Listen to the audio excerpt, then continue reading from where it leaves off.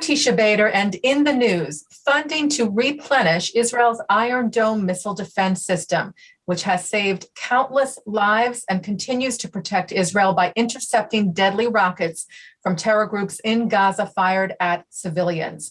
The $1 billion allocation was removed from the budget bill in the U.S. House of Representatives after pressure from some progressives in the Democratic Party who said they would not vote for the budget if the Israel defense funding was included. A standalone bill, the Iron Dome Supplemental Appropriations Act, was then introduced by House Democrats to make sure the funding for Israel continued. It passed in a vote of 420 to 9. Joining me today is a staunchly pro-Israel progressive Democrat to discuss what happened on the House floor and why the progressives who voted against the Iron Dome funding do not speak for her or her party. Alma Hernandez is a Democratic member of the Arizona House of Representatives for the 3rd District. She is the first Jewish Latina elected to public office. She is also a board member of the Democratic Majority for Israel. She joins us now from Arizona. Representative Hernandez, thank you so much for taking the time to join us here on JBS. Of course, it's an honor to be with you all today. Thank you for having me. Thank you.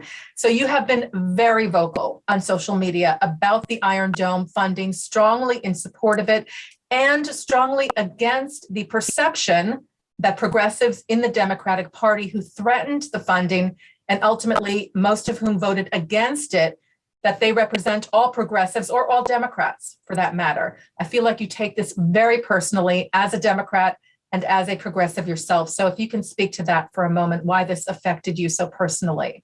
Of course, I think it's important to note that 8 people is not representative of the entire party. We have 8 very vocal people. However, at the end of the day, I think it was very clear when this vote happened that those 8 people do not determine what happens within our party. They don't speak on behalf of our party and they don't speak on behalf of progressives.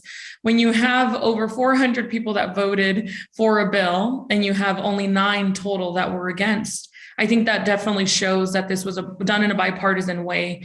And anything that has to do with Israel should always be done in a bipartisan way. I think that for the most part, most people understand that the Iron Dome and defense system that we have and that we've collaborated in the US with Israel to make sure that it's possible, that this is something that's saving lives. I think most people understand that it shouldn't be political. This is purely a defense system. We're not funding anything else other than making sure that this Iron Dome is capable of intercepting these rockets and missiles that are launched. And I think for the most part, as you saw with the vote, people understand what it is.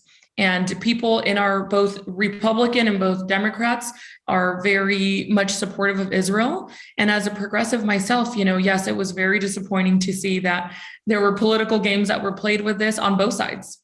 Because let's be clear here that if our Republican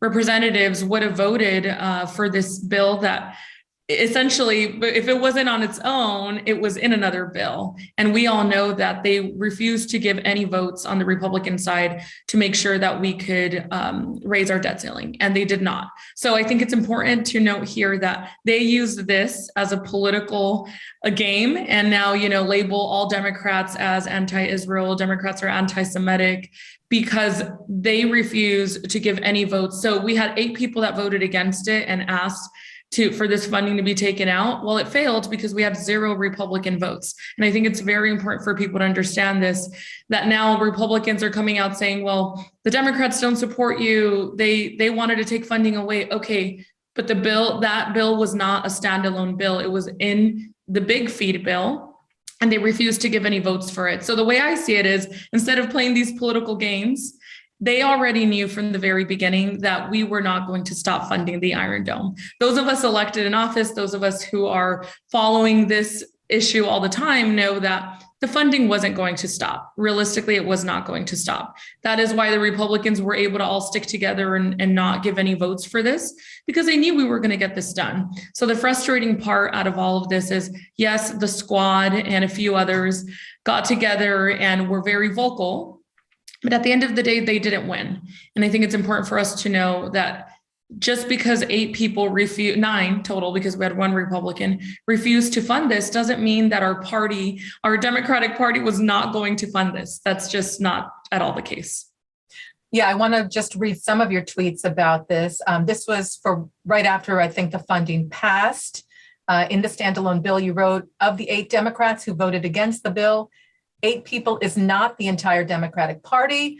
I don't know how many times we have to say it to the world, but the squad does not and will not speak on behalf of the majority of Democrats. And then earlier, when the funding was removed from the budget bill because of pressure, you wrote, okay, people need to understand that this was all a stunt. We are not defunding the Iron Dome. The squad does not speak on behalf of our party. So just for people who aren't totally clear, the squad, as they are referred to, is a group of progressives in the Democratic Party in the U.S. House of Representatives, including Alexandria Ocasio-Cortez, Ilhan Omar, Ayanna Pressley, and Rashida Tlaib, known to be very critical about Israel and about the U.S.-Israel relationship.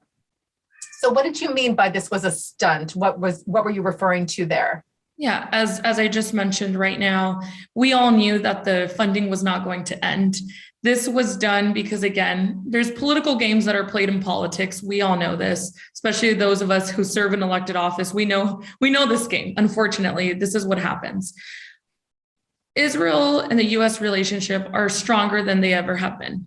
I'm really excited, about the new leadership in Israel, and also that we have our leadership and the Democratic Party that's leading the U.S., who have continuously said they're going to continue supporting Israel's right to defend herself, going to continue funding and helping Israel at all costs. They have been very clear about this. There is no one in leadership saying that they're anti-Israel or that they're going to stop funding. That is not the case, but the media sometimes portrays it that way. And Republicans sometimes use this to try to make it seem like Democrats are anti-Israel and they don't care. It's not at all the case. When we already knew the bill was not a standalone bill. This language was included in the overall bill to be able to continue our government from going, right? We are trying to avoid a government shutdown. So we knew that if we had 8 people that already opposed it, it was going to be removed.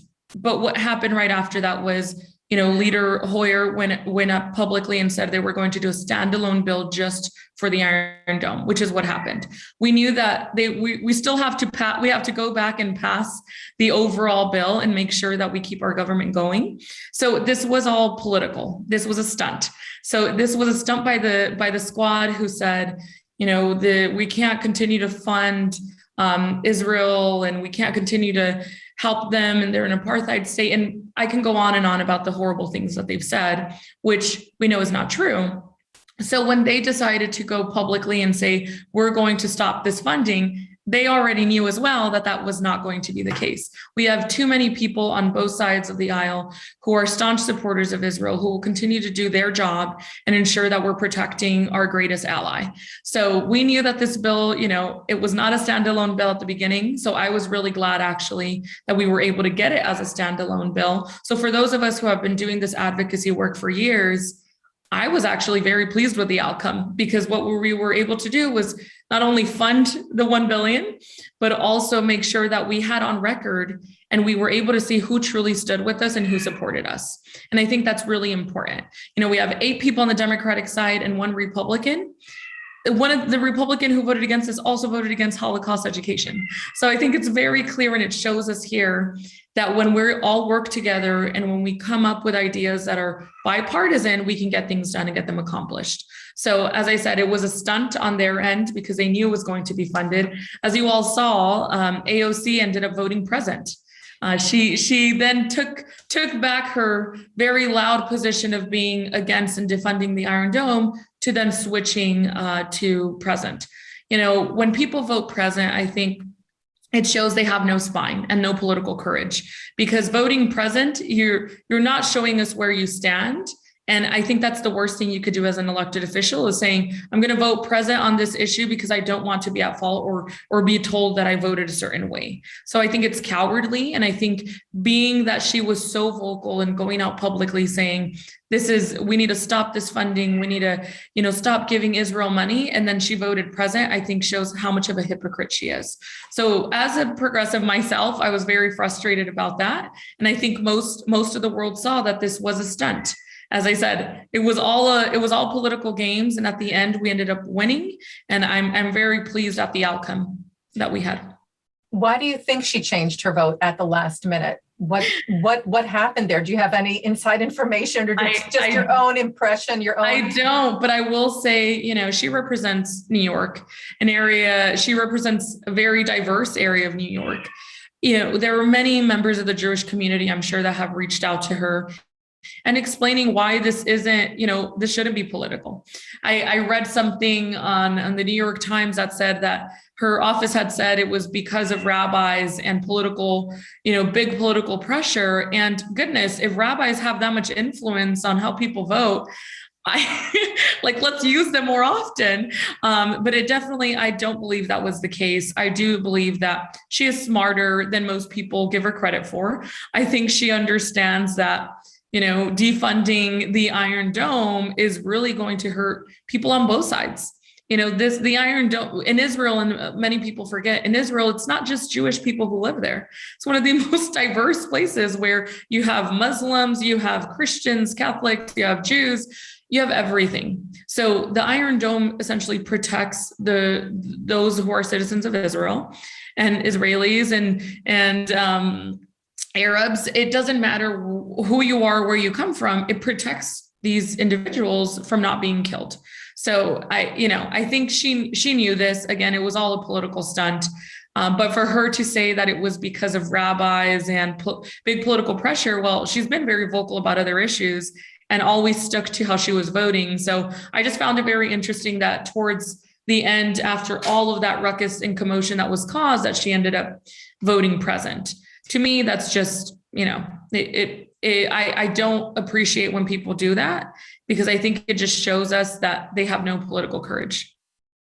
No, I understand. Another person of note to mention is Betty McCollum, who had planned to vote against the funding.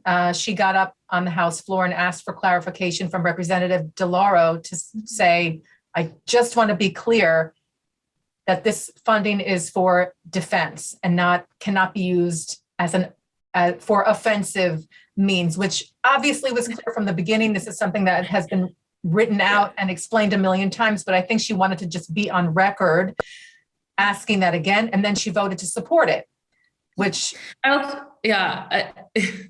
it happens, right? I think, again, it's all political games. A lot of folks try to do some of these things. And again, it was on record. So she wanted to be on record of I'm only voting for this because of this reason. And I think what a lot of people are forgetting is we're not giving Israel this money to build another Iron Dome. We're giving Israel the money to ensure that it's properly working. And if you remember, the very recent attacks in May, we're basically replenishing and making sure that we're fixing what has been, has had some issues to make sure that it's properly working so it could continue to do its job. So we're not funding another Iron Dome. We're not giving money to the IDF. We're not doing any of these crazy things that people have said. All we're doing is simply funding it so we can save lives. And that's, at the end of the day, the most important thing here is we need to make sure that when we fund this, that it's to make sure that we keep it going so that we can continue to save lives on both sides. Absolutely. And I think, what you said initially, the vote was really overwhelmingly supportive of the Iron Dome funding, 420-9. But honestly, it should have been unanimous, because we're talking about a system, as you said, that is defensive. Richie Torres tweeted something like, it's called the Iron Dome Missile Defense System. That's what it does. It defends civilian lives. He said something like, it would have to be a morally inverse universe for this to be controversial in any way. And yet it was an attempt to skew it as controversial when you just want to say, This is protecting civilians, people running to bomb shelters, to have some protection. And like you said, there were, unfortunately, tragically, there were Arab victims in this last conflict with Hamas. There was an Arab family, I think it was a father and a daughter in northern Israel, that were killed by a missile that fell close to or on their car. There were Palestinians who were killed because the missiles didn't quite make it into Israel and fell short. And, that's just one example of how, as you said, this protects human lives. It's not a matter if they're Jewish, Arab, Christian. And so do you feel like there's any room for dialogue with, let's say, members of the squad to sit down and say, are you really saying that you don't want to defund a system that intercepts missiles? It doesn't fire missiles. Is that what you're saying? Like, is there room for dialogue with people like a Rashida Tlaib, who got up on the House floor and just went on an attack, as you said, calling Israel apartheid Israel, saying Israel committed war crimes? Do you feel like there's any room for conversation? Have you ever had any dealings with any of these representatives? And do you think there's any hope of doing so? Well, as mentioned previously, I'm a progressive. I'm a part of many progressive groups. I've traveled the country on conferences with progressive organizations, and many of them are a part of these organizations. But when it comes to this issue, I truly don't believe that there's any more room for conversations. I think they're so far gone at this point. I always look at people, and even if I don't agree with them, I try to have a conversation around issues. At the end of the day, we don't have to agree on everything, but I think there has to be some respect. I think when you are publicly stating, that you don't want to condemn and you don't want to come out against Hamas because, it's Israel who's the bad one, and it's Israel who's doing all of these crimes and committing, genocide. I don't think with these people we can reason, unfortunately. I think they're so far gone into these issues that they just don't. I mean, AOC recently admitted that she doesn't know enough about the issue yet. She's a leading voice against, Israel. So I really just don't think we can talk to them about these issues because they're so far gone and really believe the lies that they say, that they are just not going to go back on it. I think it would be really hard to be able to get them to that point, right? So, what I have been doing for the last 10 years of my life and what many of my friends have been doing and family members is having constant communication with folks who are within our party, folks who identify as progressives, and making sure that, they understand, like, this is truly what's going on. And you can see what you see on the media and you can believe what others are saying, but let me give you the facts. These are things you can look up. There's a history here, in 2011, when then President Obama came up with the funding idea and we wanted to continue funding it. Like, all of these things are public. You can find these things. You can check how people vote. You can talk to people, travel to Israel, go and visit and meet with people on both sides, which I have done before, and listen to them and see what the issues on the ground are. Because I'll tell you that people who live in Israel don't want to live in this situation. They want to live in peace. They are tired of having to constantly, run into a bomb shelter. They are tired of their children growing up literally with PTSD over this. They're tired. And I think it's on both sides. And we have to really, put a human aspect to all of this. And when we're talking about the Iron Dome, when we're talking about, issues of Israel, we're talking about humans. We're talking about human lives. And it should matter to all of us. And if you're a progressive and, you care about others, you should care about these issues as well. And it's very clear, and I don't think I have to even say this, but when a terrorist organization is launching missiles and rockets into a small, tiny country, it's with one mission, and it's to make sure that it no longer exists. And I think we have to really just make sure that people get that.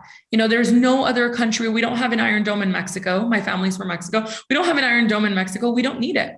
Why? Because there is no country that is attacking Mexico and trying to get rid of it.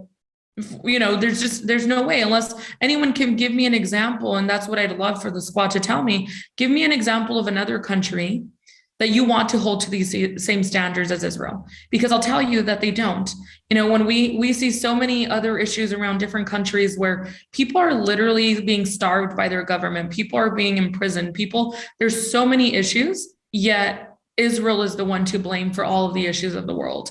And it's just wrong. So, you know, I don't think we can do anything, you know, to try and educate them at this point because they're so far gone. And again, I feel that they feel it's their job as progressives now to be the leading voice on this, and they're not going to back down. So again, I was very pleased with the vote, seeing how many of my Democratic, you know, electeds voted for it. I was very pleased with that because that shows that the squad is not where our party is. The squad is not going to determine what happens when it comes to issues in our communities and abroad. The squad is very loud, but they're very small. And I think it's important for people to remember this, that the squad does not speak on, like we have, you know, Republicans who have said horrible anti-Semitic things. Currently, we have some of them that are still doing it. Yet I don't think they speak on behalf of the Republican Party.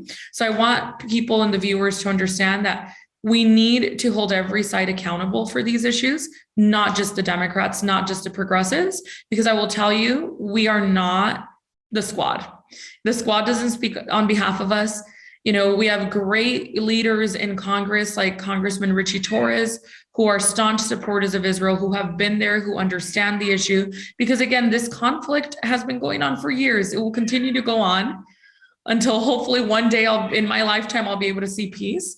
But it's a very complex issue. And I think people and leaders like Congressman Richie Torres, Congresswoman Debbie Wasserman Schultz, all of these great leaders who have been a voice for our community will continue to be a voice in Congress and wherever they go. So I'm not worried about the Democratic Party, you know, turning into the party of the squad, because that is not where people are. If that was the case, we would have had more than 8 people vote against it. So at the same time, do you have any concern that the squad had the influence they did on the original budget bill? I don't, because again, it goes back to, this was all political games. It was all a stunt. They knew that the majority of the Democratic Party was going to support this regardless. They knew this. Everyone knew this, at least those in politics and who understand a bit of the background, understood that the major bill, which was going to fail anyway, because Republicans have said they are not going to approve more spending, quote unquote, because they forget to mention that the spending is not new spending. It's spending to fund what we've already put out. So they've already said they weren't voting for it. They had 0 Republican votes. And when you have 8, even if you had one Democrat or 2 vote against it, it would still fail because you need the votes. And if the Republicans were not willing to give any votes for it, then we knew it was going to fail. So I'm not worried about their influence, because again, it's 8 of them compared to the entire party. I mean, that's just not representative of what our party is. So I'm not really concerned about their influence. I think they definitely have an influence within their progressive groups. And that's part of the reason why myself and Congressman Richie Torres and people like my brother, who's also elected, and sister, who refuse to leave, you know, our progressive values and leave our progressive groups, only because there's a small minority who is against Israel. We need to continue being a part of these conversations, a part of these groups, to ensure that they don't take over and that they don't become the voice of the party. Right. Do you feel, though, that the Democratic Party has to do more to sort of distance itself, or to respond? Like, for example, after Representative Tlaib's comments, Representative Ted Deutsch, the Democrat from Florida, got up. And as you commented on Twitter that you were so moved by it, I was as well. I was watching it and I was like, oh, thank goodness someone is getting up and speaking to what just happened and taking a stance.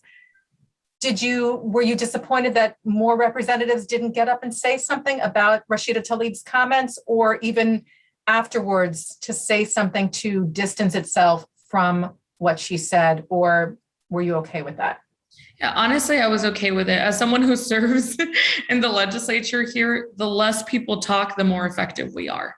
And I think it empowers people more, and it's more impactful when it's a few people speaking on the issue who make great points and tie it all back and say, this is why I'm standing here with my colleagues, and this is why this is important. I don't look at it so much like we had 10 people on one side and then 20 on the other come and speak.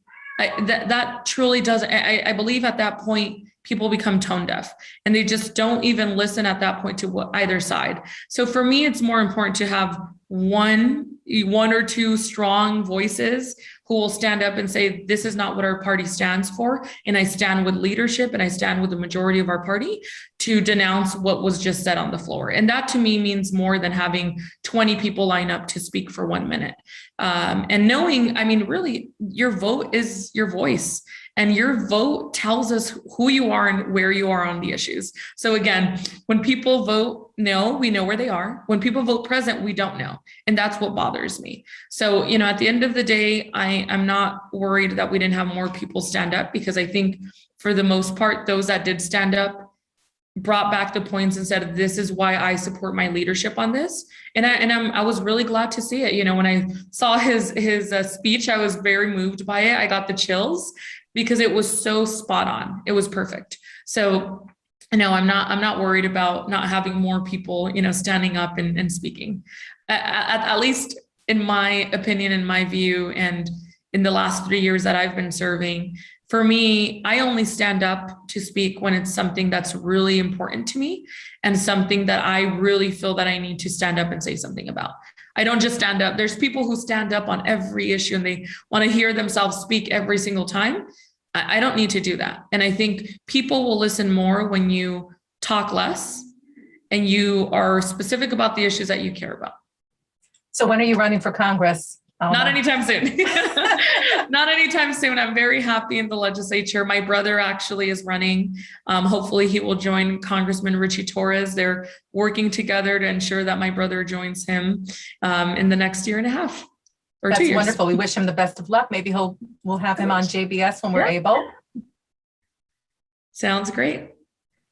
Thank you so much for taking the time. I know you're super busy. You have things going on, and we'd love to have you back. I know you've also pushed through Holocaust education in Arizona recently. There's so much you're doing for the benefit of all citizens and certainly for the Jewish world. So thank you so much for sharing your critical voice. We appreciate it.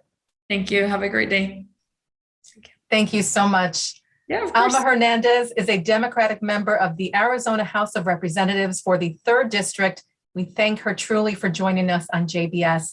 And thanks as always to our Director Sloan Copeland, Managing Director Dara Golub, Technical Manager Michael Paley, Transmission Manager John McDevitt, our producer Carol Lilienthal, and thank you for watching In the News here on JBS. I'm Teisha Bader.